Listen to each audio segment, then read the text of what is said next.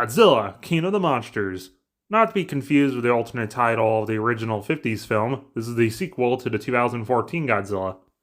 You open with Godzilla doing his thing. I think he accidentally steps on someone. People are upset, but 5 years later, people are complaining about the environment, and the paparazzi are harassing the Big G. This is Dr. Emma, her daughter, played by Eleven from Stranger Things. The dad, Mark, is not in the picture. He's too busy taking pictures. But they have Orca, which they think can talk to Kaiju, and they test on Mothra. Ah, cool, they have Mothra in this film. The experiment is a success, but oh no, they get attacked by Proud Boys led by Tywin Lannister. Emma and Eleven are captured. Meanwhile, with Monarch, the government is getting too tired of them actually researching the giant monsters and just want to blow them all up. Dr. Sarasawa from the last film decides this is stupid and leave. So Sarah and his assistants tell Mark about what's going on with his family. Apparently, he's the one who built Orca, and he only wanted to use it on, orca whales, not kaiju. He wants no part in this. And then he has to be literally reminded that his family's been kidnapped by the Emperor of Nilfgaard, so he joins. And it turns out there's plenty of kaiju running around. They have Rodan, Godzilla, Behemoth, and cool, they got Kongu. Gotta wait another film for him, though. Mark is told there's good and bad kaiju, but Mark says no there isn't, they're all bad. Because he was the family in the beginning that had Godzilla step on one of their kids. But either way, he's taking the Monarch headquarters, which is an oil rig in the middle of nowhere.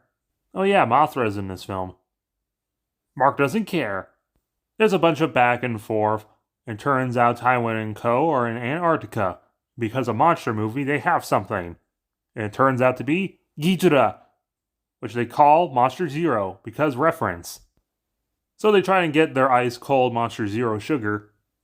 Meanwhile, Monarch, oh no, Godzilla's approaching. Maybe it was a bad idea having a water base, so Monarch wants to shoot missiles at him. But Mark, of all people, despite being the one who wanted to kill Zilla, tells everyone to stand down. And they do. They open the doors and they see Godzilla flashing his blinkers. So he's clearly trying to get somewhere. And that somewhere is Antarctica. I guess Sarah knows there's something down there because monster movie. So they find the Argo and they head down. They send in the troops, but they get ambushed. So Mark decides to cowboy up and head in himself. It starts to look like the climax to a completely different film. He finds his family, but Emma just detonates something that releases the monster, which gives Monarch time to escape. And it turns out that thing they had in the ice was Ghidorah, and he looks amazing. Well, now we got a new problem. We have a 3-headed dragon that spits lightning. There's only one solution to a giant monster. 2 giant monsters as Godzilla approaches, as the humans try to escape.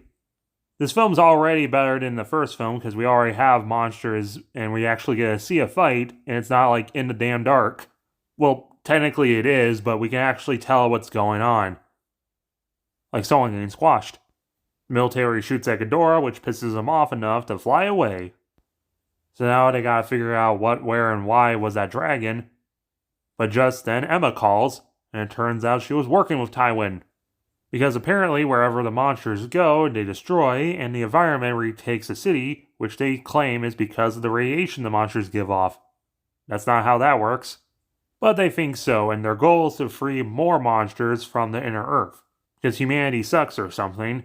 They blow up a volcano, and out from it becomes Rodan, and he also looks awesome. That makes me wish this was the first film. But oh no, Ghidorah's coming with a hurricane. So Mark comes up with a plan, let them fight. So they guide the giant pterodactyl to fight the giant 3-headed dragon. They try rescuing some people, but oh no, the doors are stuck. So Mark cowboys up to help the door. Meanwhile, the military says they created an oxygen destroyer missile, and they're going to use it on the monsters. Meanwhile, with Mark, he opens the door by slamming it open. Oh yeah, right, there's a dragon chasing us. Then Godzilla jumps out of the water like Mega Shark vs. Giant Octopus, ripping a head off of Ghidorah, just as he gets oxygen destroyer bombed. Well, they got him, but not Ghidorah. And turns out he has the power of regeneration. And after plugging it into a volcano, he decides to wake up all the monsters. All at once, which Tywin thinks is a little too extreme. Meanwhile, Mothra wakes up from her cocoon even with her own theme song remix. Sadly no fairies, but still awesome to see. Meanwhile, it turns out Ghidorah is an alien, so government loophole, we can actually kill this invasive species. But the military's pissed off about all these kaiju wrecking house all over the world, so they have to come up with a plan to stop Ghidorah. But the only thing that could have stopped Ghidorah was Godzilla. So they, messed up. Even Emma realizes the mess up and wants to send some calm vibes with the Orca to Ghidorah. 11 hears this over. Meanwhile, with Mark, he decides to leave to find his family just as Mothra arrives, and everyone's like, oh! She's trying to talk to Godzilla, who's alive, but really badly hurt. So much like the Godzilla vs. King Ghidorah from the 90s, they send a nuclear sub. Mark remembers that he hates the big G, but some fortune cookie nonsense, yada yada, he forgives Godzilla.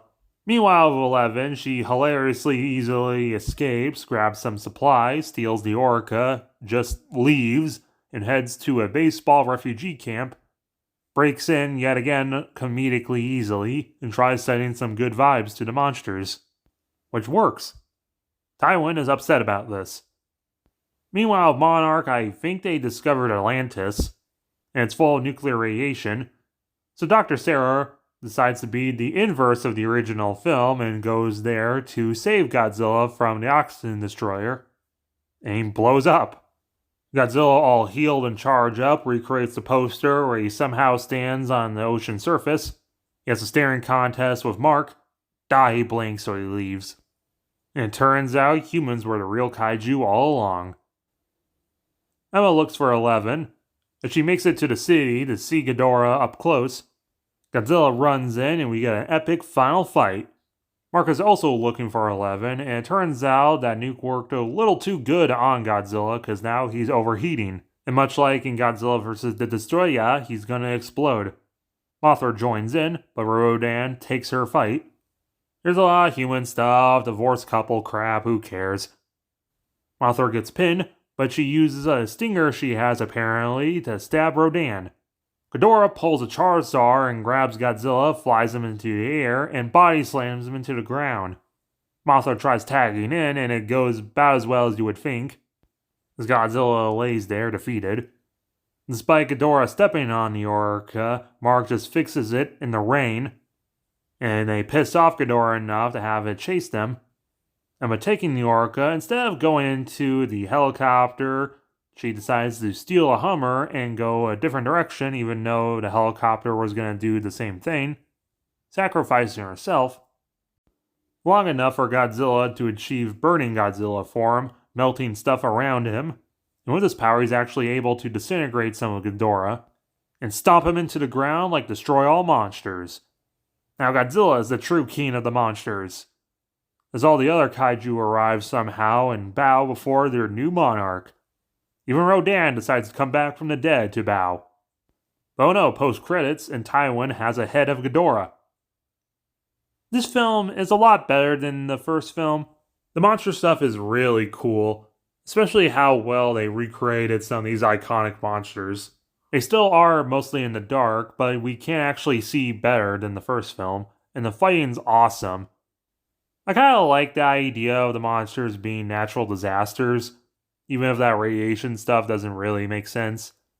It's kind of cool seeing Sarah again from the last film, but Mark is a kind of Gary Stu who just can do and does do everything. Tywin's actor is always great in everything he does, even if he plays kind of the same character all the time. But he doesn't really appear that much in this film to really care.